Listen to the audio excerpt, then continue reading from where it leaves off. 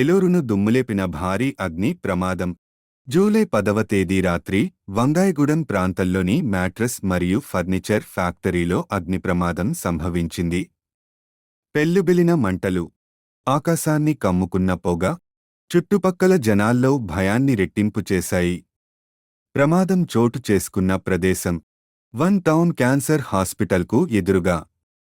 సెల్కల్ట్ కారణంగా మంటలు ఒక్కసారిగా ఫ్యాక్టరీని చుట్టేసినట్టు అధికారులు భావిస్తున్నారు. చిన్న అగ్ని రెక్కలు లక్షలాది రూపాయల ద్రవ్య నష్టంగా మారాయి. మొత్తం 10 రూపాయల కోట్లకు పైగా నష్టం అన్న అంచనాలు.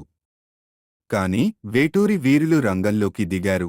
ఏలూరు, భీమడోలు, కైకలూరు, హనుమాన్ జంక్షన్ నుంచి వచ్చిన ఫైర్ ఇంజన్లు మంటలను అదుపులోకి తెచ్చాయి. ఆశ్చర్యకరంగా ఎవరికీ ప్రాణాపాయం లేదు. కానీ ప్రశ్న మాత్రం మిగిలిపోయింది. ఇలాంటి ప్రమాదాలు మళ్లీ మళ్లీ ఎందుకు జరుగుతున్నాయి? సేఫ్టీ పేరుతో వచ్చే నిబంధనలు కేవలం కాగితపైనే మిగిలిపోతున్నాయా?